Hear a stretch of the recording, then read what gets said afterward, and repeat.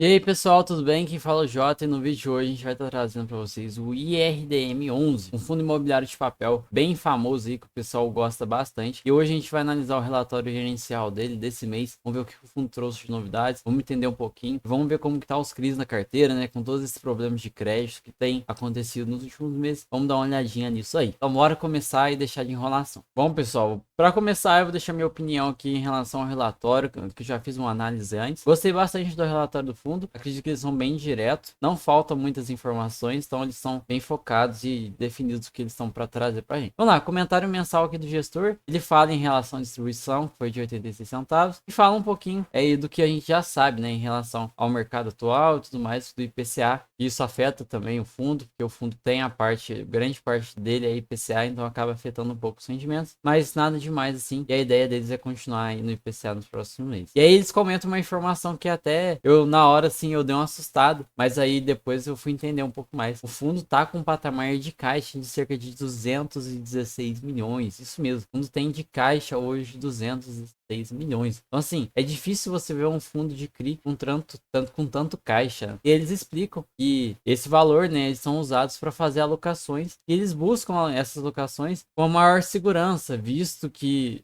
alguns CRIs já deram problema, então eles estão querendo mudar o perfil do fundo para um painel mais conservador, para diminuir o risco de crédito da carteira. Ponto positivo aí para o IRDM nisso aí. E aqui eles mostram em relação ao IRDM com a cota e tudo mais, e aí ele está numa casa de 0,96% ao mês. Bom dividendo. Aqui eu gostaria de destacar a questão da taxa de administração e a taxa de gestão. Juntas dão menos de 1%, isso é muito bom. E aqui o desempenho da cota no mercado secundário já chegou a custar R$ 100, derreteu bastante. E agora ela vem se recuperando aí nos últimos meses. Vamos ver como é que vai ser. Acredito que para essa cota subir mais, o fundo tem que aumentar os dividendos. E alocando aquele caixa lá, ele consiga aumentar isso. Aqui mostram todos os CRIs da carteira. Uma coisa que a gente não pode reclamar é que a maior posição do fundo é o caixa, né? Mas em relação a CRIs, a maior posição é 2,46%. O que isso mostra pra gente? Um fundo extremamente diversificado. Se a gente der problema numa operação aqui, é 0,33% do fundo. Então, assim, naquele momento que a gente estava passando lá, vários outros fundos passando por problemas de caixa, vários CRIs dando problema. Aqui, para você ter um problema muito grande, então, sei lá, tem que dar problema em 20 CRIs, assim, para dar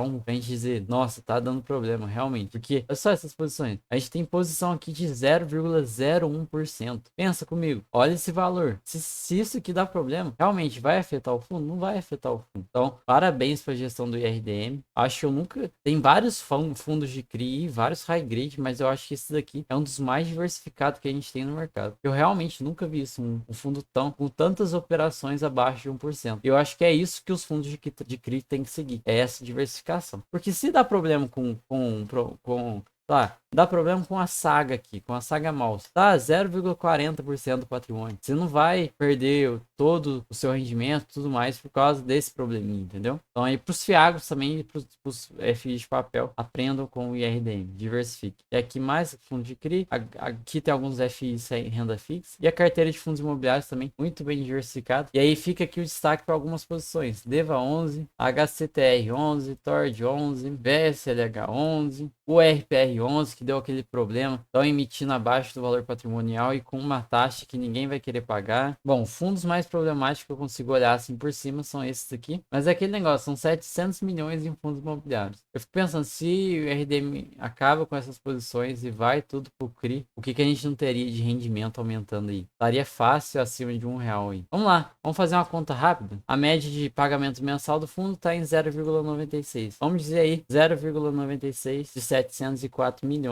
Aqui a posição da carteira do fundo, a gente tem CRI como sua maioria, mas aí a gente tem fundos imobiliários representando 20%, alguns FIs renda fixa e tem a carteira, o caixa do fundo, né? A distribuição por indexador IPCA a maior parte e a taxa média está em IPCA mais 8,55 e o pouquinho que eles têm de CDI está em CDI mais 5,31. São taxas bem altinhas. Isso mostra que o fundo, por mais diversificado que seja, é um fundo de um pouquinho de mais risco. São taxas um pouco mais altas. Eles falam um pouquinho da movimentação do mês. Aqui nesse texto não tem nada de muito importante. O que vale a pena a gente olhar aqui, ó. Isso daqui que eu gosto também, movimentações de carteira e mostrando direitinho quais foram as movimentações. Então ele comprou alguns CRIs, alguns valores relativamente altos, 8 milhões, e vendeu alguns. Então vendeu os CRIs de Recanto das Flores e tudo mais. Então o fundo ainda fazendo alocações em IPCA, praticamente todas as compras dele foram IPCA. Só teve um aqui que foi IGPM. E os fundos imobiliários, vendeu o XPML, vendeu o HREC, XPHT e comprou o XPSF. O fundo diminuiu a posição de fundos imobiliários na carteira. E aqui alguns eventos adicionais. Esse CRI For Casa foi concedido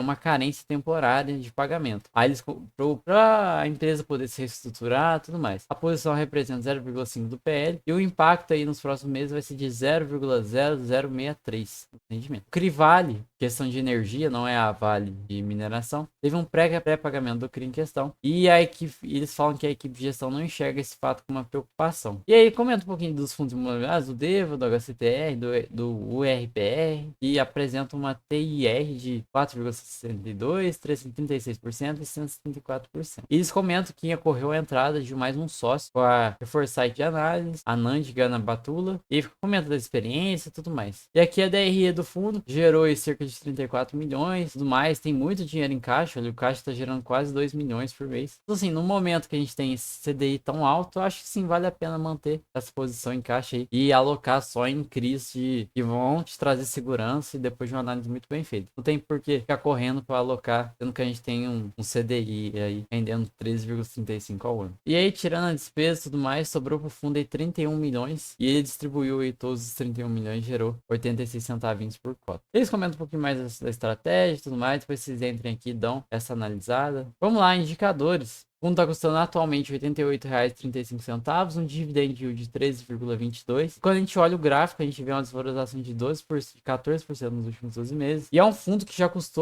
chegou a custar R$ 157 reais. Então, um fundo sair de R$ 157 reais para ir cerca de 77 na mínima, né? Então, foi uma porrada bem grande. Então, quem comprou lá na alta tá amargando prejuízo aí de mais de 50%. E para esse fundo se recuperar, acredito que só aumentando os dividendos. Então, tem um bom valor em caixa, ele consegue sim. 217 milhões, já alocando esse valor aqui em caixa, ele consegue fazer isso. E talvez seja uma boa estratégia o fundo começar a vender fundos imobiliários e começar a alocar mais em CRIs para poder ver e consegue aumentar esse dividendo. Patrimonial está em R$ 90, então o fundo ainda está com um descontinho, 0,98, 2% de desconto. E o número de cotistas 286 mil. É um fundo bem grande. Liquidez média diária 5,3 milhões. Último rendimento 86 centavos. No ano passado o fundo pagava 1,35 e aí em outubro teve essa queda e o fundo até hoje não conseguiu recuperar esse dividendo. Quando a gente olha, um fundo que já chegou a pagar R$ 1,50 de dividendo, teve essa queda e vamos ver se o fundo vai conseguir se recuperar. Acho um pouco difícil, até porque a gente está tendo taxas de IPCA mais baixo, mas é um fundo que ainda assim vale a pena um estudo por causa da diversificação dele. É muito grande a diversificação que esse fundo apresenta. Talvez seja uma das maiores aí que a gente tem no mercado. Então, vale sim a pena você analisar. E se você gosta desse tipo de dicas e tudo mais, se inscreve no canal, estamos quase chegando a 500 inscritos aí. Tem muita gente nova chegando e vamos crescer e vamos chegar rumo aos 1.000 inscritos e aumentar ainda mais essa comunidade nossa, a gente poder se ajudar a conversar e poder crescer ainda mais nesse mercado de fundos imobiliários e não só de fundos imobiliários, de ações, trazer cada vez mais pessoas investindo, porque investir não é difícil, basta você fazer uma análise e investir de acordo com o seu perfil para você ficar seguro e tudo mais. Então, se inscreve aí, vamos aí mudar o pensamento que o pessoal tem da bolsa e de fundos imobiliários no geral. Então, tamo junto, até a próxima e falou!